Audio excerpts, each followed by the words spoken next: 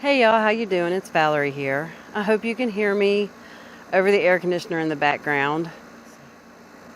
It's been a while since I filmed a video because since I was stung, I really haven't been out in my garden. I mean, I've taken a couple garden walks in the evening, but haven't been in my garden, and I just don't know what that's going to look like for me moving forward. However, the sun's going down, it's overcast, and I don't see any flying insects out, so I'm going to take advantage of this opportunity and start getting the pots cleaned up that I've used throughout the season out of my yard. And I have some plants that I am giving away that I'm going to move if I have the time. I'm going to work on my pots first and my seed starting trays and that kind of thing. And I want to get them piled. I've got a cubby over by my compost cleared out for them. I'm going to stack them over there and then cover them with a tarp. I'll walk you over there and show you what I mean.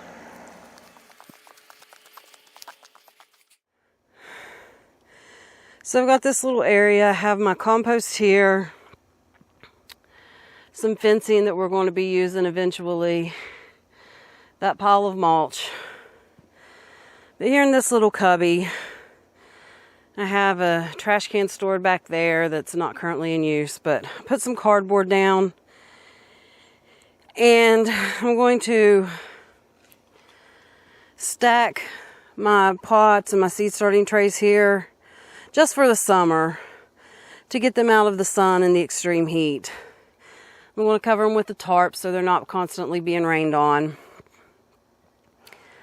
They're also under this canopy of trees, so the sun doesn't really beat down here. There's a little part of it that gets sun for a very small portion of the day. I want to store them there just to give them some protection, honestly. It's brutal in the sun, and that's going to make everything degrade quicker. I've also got some that are still in my greenhouse that need to come out, and that's even hotter than it is on the outside. I don't know how much I'm going to get done because it could start raining at any moment. I don't know if you can tell, but there's an overcast, cloudy sky. But I'm going to work either until I see a bee, until it starts raining, or until it gets dark. First thing I'm going to do is lay this piece of cardboard here because I have these plants here. These are the asparagus that I potted up. And I want to lay some cardboard here to keep the grass down. And then I'm going to start piling the plants in this area right here that I want to get rid of. So that'll be the first thing I do, actually.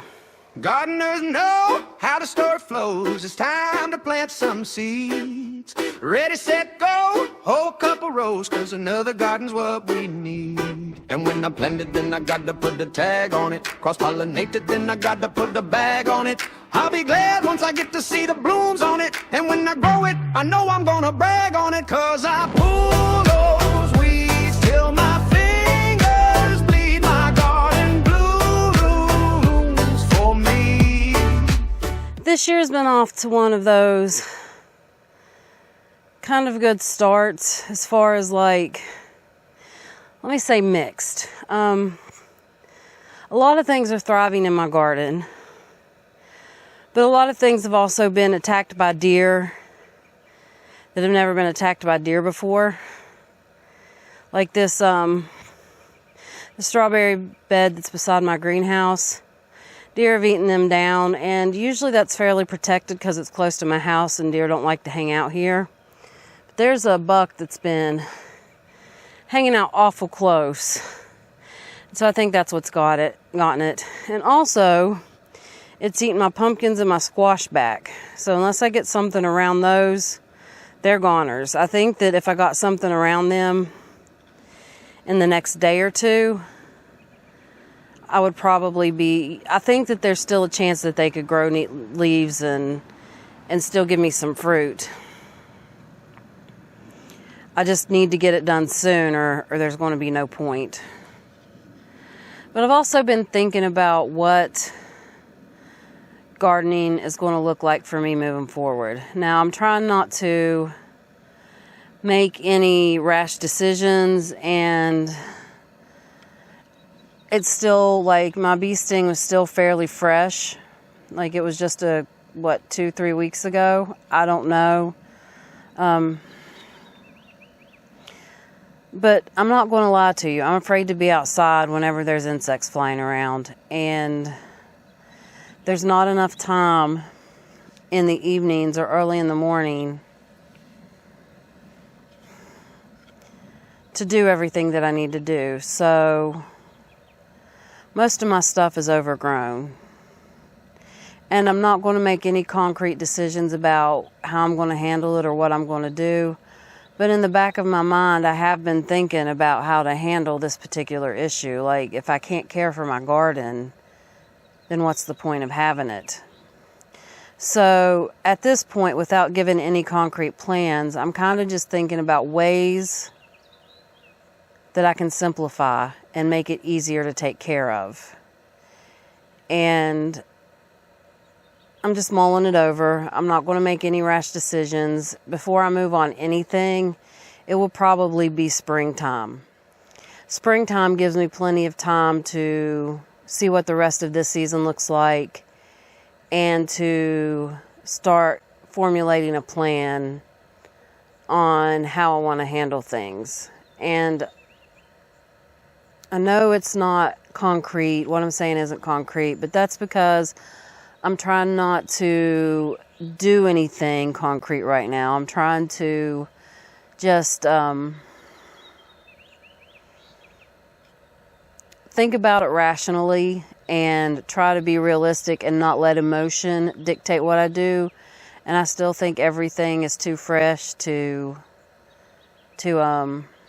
just act. I would be reacting instead of formulating a plan. And so I'm going to finish out this garden season and see what all I'm capable of doing, because there's a part of your brain, no matter how logical you are, that cannot override the fear of being stung like that if you're allergic.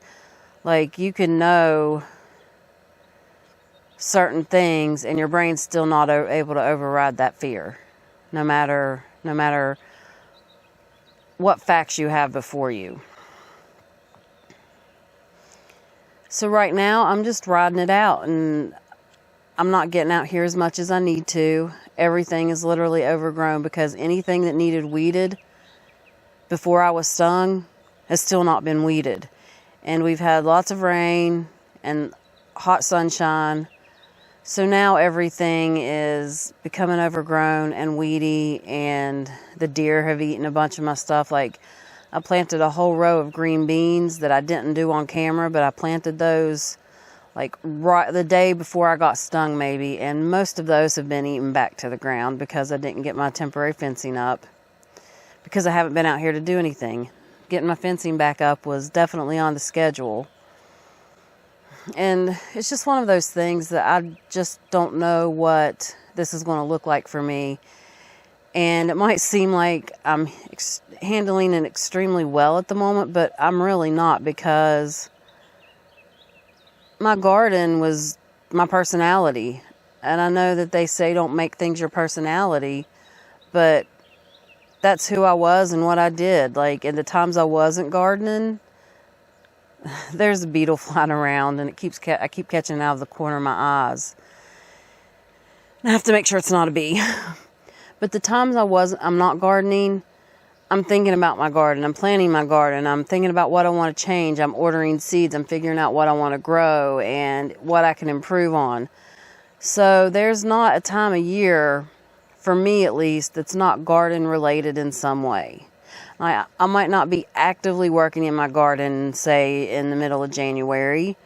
But in January, I've probably got Lysianthus going or onions going. So it's a kind of a year-round thing for me because I grow so many plants and do it on such a large scale as far as how much I grow. And the fact that I no longer have that is weighing on me heavily. When I was at the hospital, the thing that's really getting me that I hadn't considered is when I was at the hospital, the doctor mentioned like honey or sweat bees. I have to be careful of sweat bees now. Sweat bees are almost impossible to stay away from, especially if you're sweating. And they're hard to see. It's not like other types of bees where you can see them coming most of the time. Like if there's wasps flying around, that's pretty obvious. If there's honeybees flying around or yellow jackets flying around or hornets, that's pretty obvious. But sweat bees are hard to see coming at you. And now I have to worry about those as well. And it's just one of those things, like, I don't know what this is going to look like for me. And it's not practical in the heat that we get and the amount of climbing that I do for me to like wear a full bee suit every time I come out, which is what I would literally have to do to protect myself from stings. I'd have to wear gloves and wear a bee suit. And I just don't know if that's practical or doable either. And so these are the things I'm mulling over in my head. I don't know at this point. I don't know what it looks like going forward. I don't know what videos are going to look like. And that's another thing too. Like, it's not only the fact that I can't garden, I'm losing the creative outlet of making videos because it's a lot of hard work and it makes everything 2 to 3 times longer than it would without making a video. But it's also a creative outlet. There's something very satisfying of taking all these clips of the work you've done throughout the day and putting them together in a way that tells a story. And there have been times when I've had little clips and I'm like, there's no way I'm going to turn this into a video. There's no way this is going to be comprehensive and cohesive. And then you get on there and you start editing and you put it together, and before you know it, you've got this story of what you've been doing. And it's like so satisfying to have been able to take those clips that might have seemed random and put them together in a way that tells a story. So I've not only lost the gardening at this point, or at least it's been significantly reduced, I've also lost my video making. And that took up a large part of my day, and it's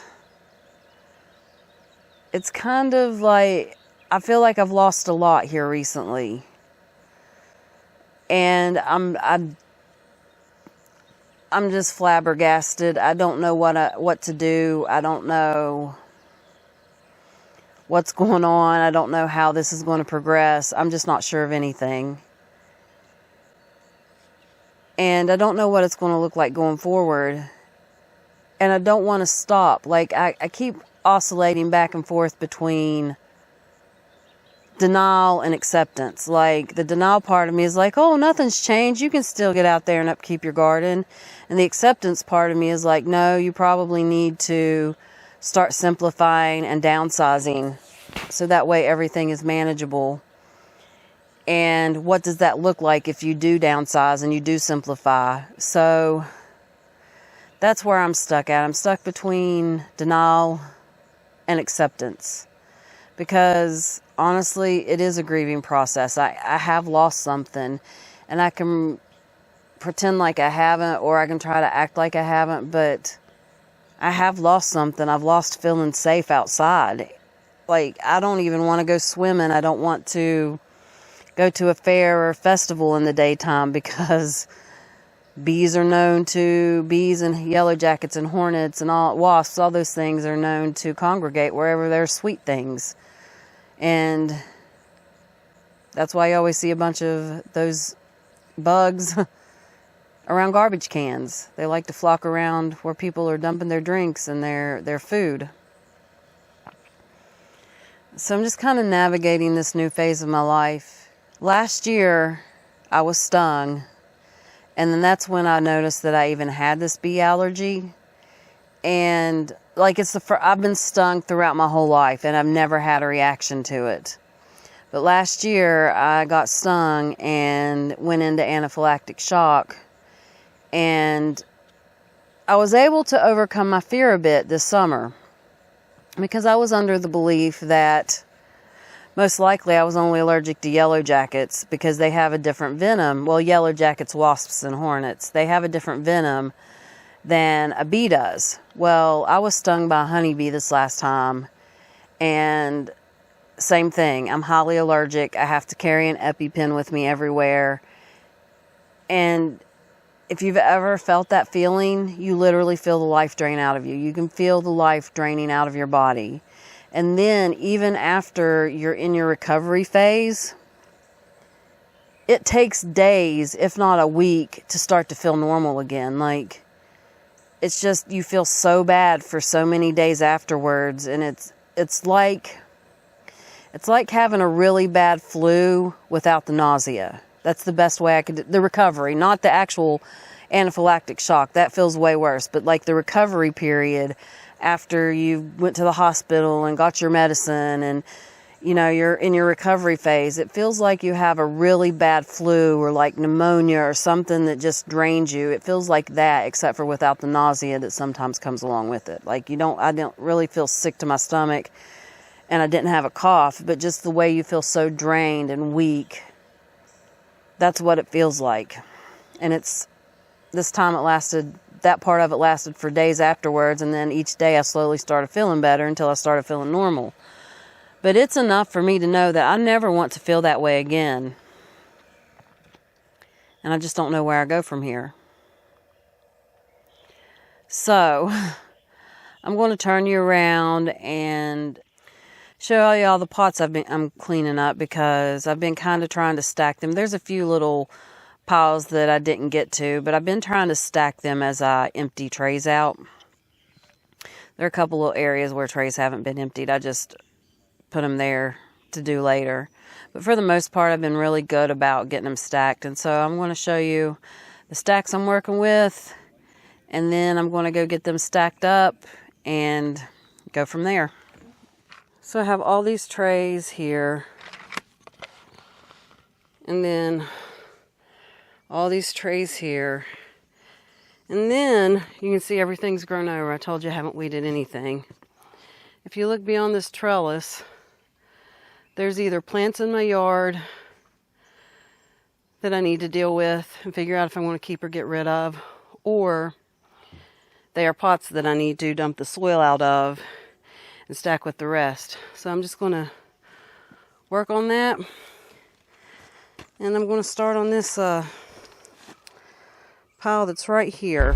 Using compost, give them what they need. The love is plain to see. Ho, ho, ho, hold the rope. I got more seeds to sow.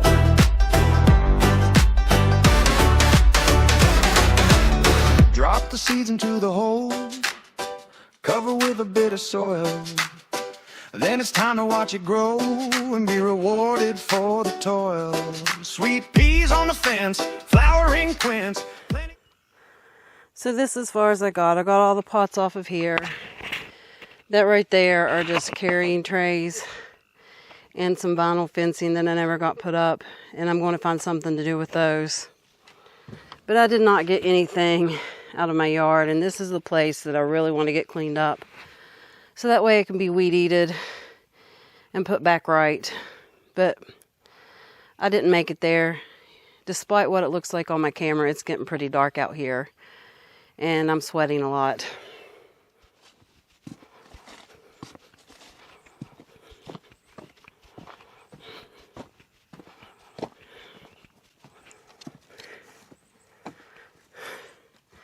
I did get a bunch of pots and trays carried over. I do still have more that I'm going to work on. But for now, this is a really good start, and it's the most I've been outside in days.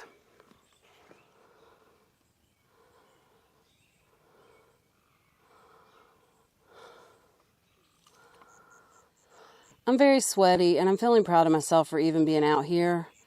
So I think I'm going to call it a day and go cool down. I still do have dinner to make tonight, even though it's probably 9 o'clock.